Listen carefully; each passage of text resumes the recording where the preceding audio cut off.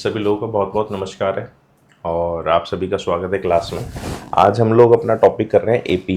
ठीक है, एपी हमने थोड़ा सा किया था कल, तो अब हम जो है प्रेजेंटेशन मोड में अपने क्वेश्चंस को करेंगे ताकि स्टूडेंट्स का टाइम बचे। ठीक है, और किसी भी तरह के डाउट के लिए आप लोग मैसेज कर सकते हैं। ये हमारी ट्रायल क्लास चल रही है अभी। अगर ये आप लोगों को समझ में आ रहा है, ठीक है, या फिर प्रॉब्लम नहीं हो रही, तो हम इसको कंटिन्यू करेंगे, नहीं तो हम इसको डिसकंटिन्यू कर देंगे। ठीक है, चलो तो fill in the blanks in the following table. Question पे आते हैं। जैसा कि हमने पहले किया था, मैं आपको बता देता हूँ, थोड़ा सा रिव्यू करा देते हैं। पिछली वीडियो में हम कहाँ तक आए थे।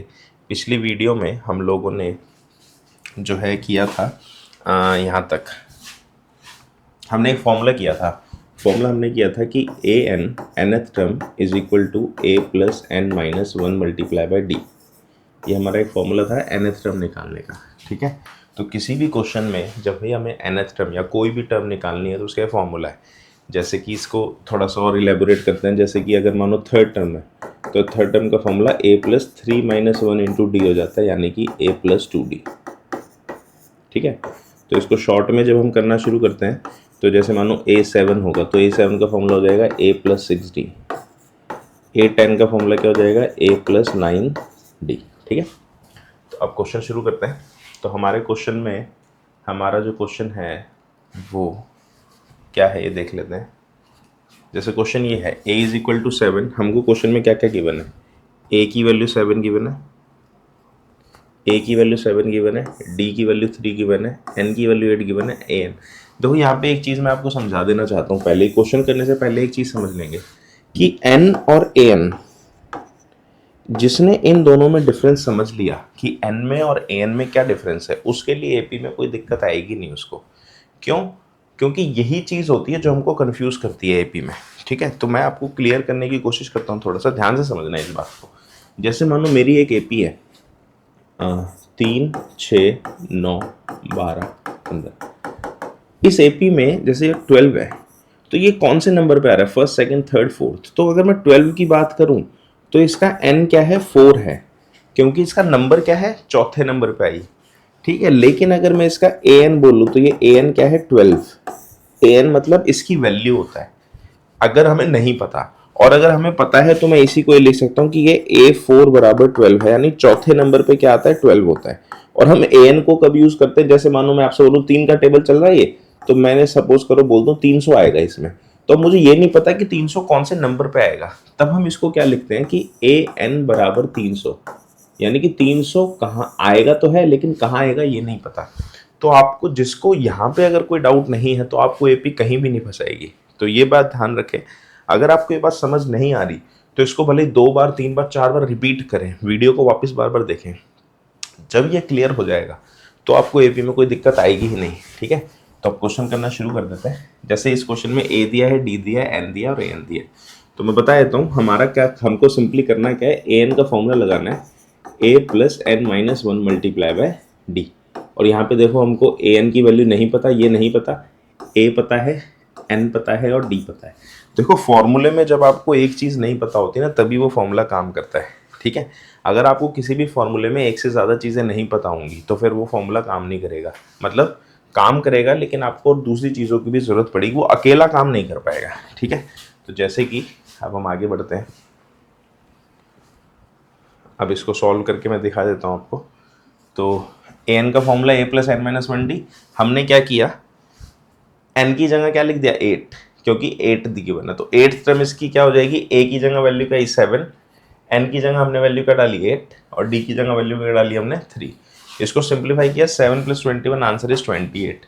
यानी कि जो ए एन है, या फिर आप इसे कह सकते हो 8th टर्म, ये कौन सी टर्म है हमारी? 8th term. तो हमारी 8th टर्म क्या हो गई? हमारी 8th टर्म क्या हो गई? 28 हो गई। ठीक है, ऐसी नेक्स्ट चलते हैं। नेक्स्ट क्वेश्चन है, ए की वैल्यू दी है, डी नहीं दिया, आपकी बार एन दिया और ए एन दिया। तो यहाँ पे ध्यान से समझेंगे ये चीज़ है, इसको बहुत ध्यान से समझना है। इसका मतलब है कि कोई नंबर है 10, कोई संख्या है जो 10 नंबर पे आती है, और इसका नंबर है कि जो संख्या है वो 0 है। यानी कि कुल मिला के मुद्दे की बात यह है कि जो 10वीं संख्या है वो क्या है? हमारी 0। ध्यान से समझेंगे। आपको यही चीज होती है जो फंसाती है क्वेश्चन में। क्या चीज है? जो 10वीं संख्या है हमारी, n10 मतलब 10वीं संख्या 0 है, तो इसी से हम लिख सकते हैं इसको, मैं a+9d लिख सकता हूँ। 10वीं संख्या का मतलब क्या है? a+9d क्या हो गया? 0 हो गया। यहाँ पे हम क्या करेंगे? a की वैल्यू डालेंगे, d अपने आप आ जाएगा। ठीक है, जैसे देखते हैं आगे। देखो हमने क्या किया, an 0 को बराबर रख दिया a+n-1 इंटू डी के। तो यहाँ से सॉल्व करके आया 90 = 18, तो d की वैल्यू क्या आ गई? सॉल्व करके 2 आ गई। ठीक है, नेक्स्ट करते हैं। अगला क्वेश्चन है, a की वैल्यू नहीं पता, हमें d दिया है -3, n दिया है 18 और an हमें -5 दिया है। तो आपको क्वेश्चन को समझना है सबसे पहले कि n 18 और an -5 यानी 18वीं संख्या क्या है? -5 है। यहाँ से समझना है, क्योंकि an बोला कोई एक संख्या जो -5 है, लेकिन वो संख्या कौन सी है? 18वीं है। तो a 18 का मतलब क्या हो गया यहाँ पे? a+17d। अगर मैं इसको डायरेक्ट लिखूं तो इसकी जगह में a+17d लिख सकता हूँ। ठीक है, अब इसमें वैल्यू डाल देंगे, आंसर आ जाएगा। यही हमने आगे करा क्वेश्चन में, देख लो फॉर्मूले वैल्यू डाल दी। an जो है an की वैल्यू -5 होगी, a+n-1 इंटू डी। इसको सिंप्लीफाई करके a की वैल्यू क्या आ गई? 46 आती है। ठीक है, नेक्स्ट क्वेश्चन पे चलते हैं। नेक्स्ट क्वेश्चन है, a दिया है, d दिया है, n नहीं दिया, an दिया है 3.6। ठीक है, तो हम इसमें क्या करेंगे? अब फिर से वही, an हमारा 3.6 है, यहाँ पे हम फॉर्मूला डालेंगे। an की जगह फॉर्मूला क्या जाएगा? a+n-1 इंटू डी, किसके इक्वल है? 36 के। अब हमें यहाँ पे ध्यान से देखें, a पता है, d पता है, n नहीं पता। तो अब मैं इसमें a और d की वैल्यू डालूंगा तो अपने आप हमारा n सॉल्व होके आ जाएगा। ठीक है, जैसे कि एक मिनट, हमने क्या किया? an 3.6 को किसके को लिखा? a+n-1 इंटू डी के। ठीक है, तो इसकी वैल्यू सिंप्लीफाई किया इसे, तो सिंप्लीफाई करके n की वैल्यू हमारी क्या आती है? 10 हो जाती है। ठीक, नेक्स्ट क्वेश्चन। नेक्स्ट क्वेश्चन है, a की वैल्यू दी हुई है हमको 3.5, d की वैल्यू 0, n की वैल्यू 105 और an दिया हुआ। तो हमें क्या करना है? an का फॉर्मूला डाल देना है। an की जगह an का फॉर्मूला क्या हो गया? a+n-1 into d is equal to,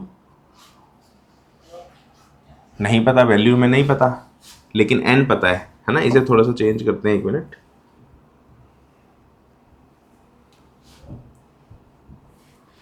अब इसमें आएगा an है ना, तो an का मतलब क्या है? n है 105, यानी हमसे क्या पूछा गया है? 105वीं संख्या, यानी मेरे से a 105 की वैल्यू पूछी गई है। तो a 105 की वैल्यू क्या हो जाएगी? a+104d।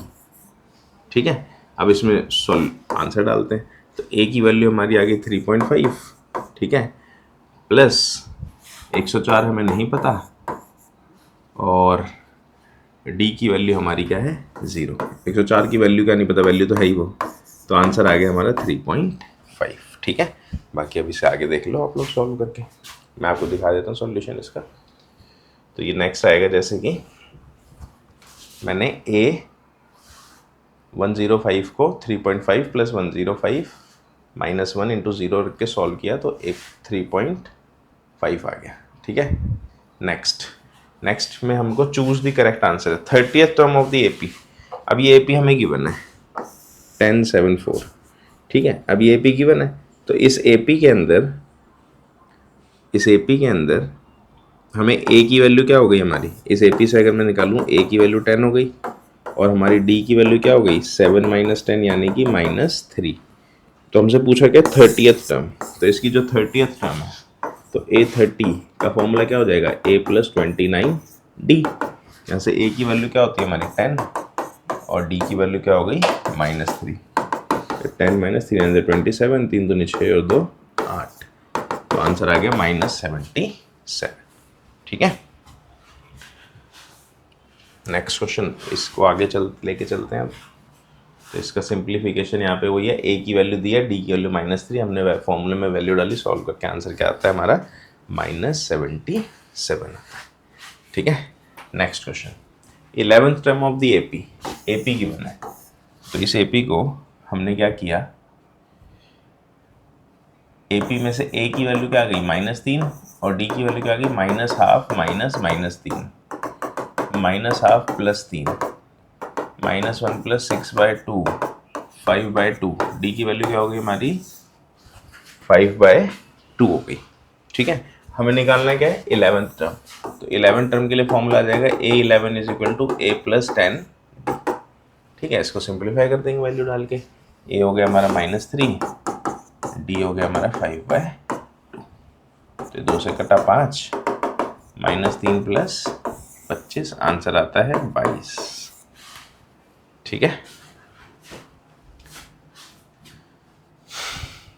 नेक्स्ट क्वेश्चन करते हैं, इसका सॉल्यूशन देख लेते हैं। बाकी आगे इसका सॉल्यूशन के लिए जैसे ए की वैल्यू -3 हो गई, डी की वैल्यू हमने सॉल्व कर ली 5/2, तो 11 टर्म का फॉर्मूला क्या हो गया A + 10D। वैल्यू डाली, आंसर आ गया 22। ठीक है, नेक्स्ट क्वेश्चन। अगले क्वेश्चन में आएगा in the following APs find the missing terms in the box. ये बॉक्स बना हुआ है एक 2-26, यानी एक एपी है ना। तो एपी है तो जाहिर सी बात है तीनों में गैप बराबर होना चाहिए, या फिर जितने भी फॉर्मूले हमारे हैं एपी वाले वो सभी के सभी काम करने चाहिए। तो एपी वाले फॉर्मूले के हिसाब से अगर मैं एपी पे जाऊं तो सर ये देखो, ये क्या है, ये फर्स्ट टर्म है A1, ये सेकंड टर्म है A2 और ये थर्ड टर्म है A3। तो A1 में तो कोई फॉर्मूला लग ही नहीं सकता, A2 की वैल्यू नहीं पता, बचा क्या A3। देखो मैथ्स में मैं हमेशा एक बात बोलता हूँ कि आप लोग क्या जिस चीज़ को यूज़ कर सकते हैं, जो भी चीज़ें हमको गिवन है क्वेश्चन में, उसमें से जो जो चीज़ें हम यूज़ कर सकते हैं आपको उसको यूज़ करना है। और अगर आपने उसको यूज़ कर लिया तो आपका क्वेश्चन वहीं सॉल्व हो गया आधे से ज़्यादा। ठीक है, आधे से ज़्यादा क्वेश्चन आपका वहीं सॉल्व हो जाता है। तो देखो हम A3 को, ये A3 है ना, इसका इस्तेमाल करता है भाई। A3 किसके बराबर है 26 के। तो A3 को मैं क्या ले सकता हूँ A + 2D, क्या हो गया हमारा 26 हो गया, है ना। अब यहाँ से A की वैल्यू डाल दो, देखो A की वैल्यू 2 है ना, यहाँ पे 2 डाल दो, तो 2 + 2D 26। अब देखो बहुत सारे स्टूडेंट्स क्या गलती करते हैं, इसको 4D कर देते हैं। तो क्या ये 4D हो सकता है? नहीं हो सकता। क्यों नहीं हो सकता? क्योंकि भाई 2 + 2D प्लस नहीं हो सकता, 2D यहीं रहेगा और 2 उधर जाके माइनस होगा 26 से। तो ऐसे 2D की वैल्यू आती है 24 और D की वैल्यू क्या आती है 12। ठीक है, D आ गया, लेकिन D तो हमसे पूछा ही नहीं था, इसीलिए मैं मैथ्स में बोलता हूँ कि आप स्टेप्स को फॉलो करें। D के बिना ये क्वेश्चन सॉल्व हो ही नहीं सकता। अभी D आया, अब हमें निकालना क्या है, ये सेकंड टर्म। तो हमारी जो सेकंड टर्म है वो उसका फॉर्मूला क्या हो जाएगा A + 1D। A की वैल्यू वो 2 है और D हम निकाल चुके हैं 12। तो यहाँ से मेरी जो सेकंड टर्म है वो कितनी आ जाती है 14। ठीक है, हमारी सेकंड टर्म क्या है 14 है। नेक्स्ट क्वेश्चन करते हैं। अब इसका सॉल्यूशन देख लो आप लोग। हमने क्या किया, ए फर्स्ट टर्म को 2 लिखा है, थर्ड टर्म हमारी 26 है, जिसको हमने यूज़ करके यहाँ से D की वैल्यू 12 आ जाती है हमारी, और सेकंड टर्म हमारी क्या है 14। सॉल्व करा, A + D वैल्यू डाली यहाँ पे, तो आंसर सॉल्व करके क्या है 14 है। नेक्स्ट आपकी बात फिर से वही क्वेश्चन है, तो जो जो चीज़ें हमको गिवन है आप उसको देखेंगे। बॉक्स यानी ये फर्स्ट टर्म है, ये सेकंड टर्म है, ये थर्ड टर्म है और ये फोर्थ टर्म है। तो अब देखो मैं इसका कुछ नहीं कर सकता और इसका कुछ नहीं कर सकता क्योंकि इसकी वैल्यू ही नहीं पता। तो जिसकी वैल्यू पता है उसे देख लो भाई। सेकंड टर्म क्या है 13 और फोर्थ टर्म क्या है 3। ये कुछ अपने ऑफिसों जैसा है, समझ लो। ऑफिस में होता है ना, जो बंदा काम करता है उसी को पकड़ते हैं सब। तो यहाँ भी वही है, जिसकी वैल्यू पता है उसी को सब पकड़ेंगे, जिसको कुछ नहीं करना उसे कोई देखेगा ही नहीं, जिसकी वैल्यू नहीं पता उसे कोई देखेगा ही नहीं। तो A2 को मैं क्या ले सकता हूँ A + D 13, ये होगी मेरी इक्वेशन नंबर 1। और A4 को क्या लिख सकता हूँ मैं A + 3D = 3, ये होगी इक्वेशन नंबर 2। ठीक है, अब हम क्या करेंगे, इन दोनों को सिंप्लीफाई कर लेते हैं। तो दोनों इक्वेशन को सॉल्व करेंगे एलिमिनेशन मेथड से, या लीनियर इक्वेशन इन 2 वेरिएबल, जो हम ऑलरेडी कर चुके हैं। मिनिमाइज होके हो जाएगा -2D = n। यहाँ से D की वैल्यू क्या आ जाएगी -5, सिंप्लीफाई हो गया। अब D की वैल्यू आ गई तो इसको यहाँ पे डाल दो A + D 13 में। तो हमारा A + D = 13 है, तो A हो गया हमारा A नहीं, A तो नहीं आया ना अभी, डी की वैल्यू -5 हो गया, a -5 बराबर 13। यहाँ से a की वैल्यू आ जाती है 13 + 5, a की वैल्यू क्या आ जाती है 18। ठीक है, तो a और d आ गया। और किसी भी एपी में अगर a और d आ गया तो समझो सब कुछ आ गया। ठीक, अब हम क्या करते हैं, इसका फर्स्ट टर्म, ये फर्स्ट टर्म तो a तो आ ही चुका हमारा, क्या आया था 18, ये तो बॉक्स हो गया। और ये इस बॉक्स में क्या आएगी थर्ड टर्म, थर्ड टर्म का फॉर्मूला क्या है a + 2d, तो a हो गया हमारा 18 और d हो गया हमारा -5। 18 माइनस आंसर क्या आया 8, तो ये बॉक्स में क्या जाएगा 8 आ जाएगा। ठीक है, बाकी इसे सिंप्लीफाई करके देख लेते हैं। और अब हमारी जो सेकंड टर्म है इसको हमने a + d 13 लिख दिया है ना भाई, सेकंड टर्म 13 है यानी a + d 13 हो गया। ऐसी a फोर्थ टर्म थर्ड है, इससे क्या बना कि a + 3d को 3 लिख सकते हैं। फिर हमने क्या किया, इन दोनों को सिंप्लीफाई करा, सिंप्लीफाई करके हमारी d की वैल्यू आ गई -5 और a आ गया 18। फिर थर्ड टर्म हमने जो है 8 निकाल दी। ठीक है, बाकी आपको कंप्लीट कोर्स हमारा जो है हमारी ऐप में मिलेगा, और ऐप को आप डाउनलोड कर सकते हैं प्ले स्टोर से। ऐप हमारी आईफोन और एंड्रॉयड दोनों में काम करती है, और आपको के एग्ज़ाम के लिए जो भी कंटेंट चाहिए, पुराने पेपर वो सारे, और सब्जेक्ट वाइज सारी वीडियोस, सारे PDF notes, previous papers, test papers, practice papers, mock papers, सब कुछ ऐप में मिलता है। आपको कोई अलग से बुक लेने की ज़रूरत नहीं है, कहीं पे भी सिलेबस सर्च करने की ज़रूरत नहीं है। सब कुछ आपको कंटेंट में एक ही जगह मिल जाता है, वो भी टॉपिक वाइज, सब्जेक्ट वाइज। ठीक है, तो आप लोग अपनी तैयारी के लिए ऐप हमारी डाउनलोड कर सकते हैं। ठीक।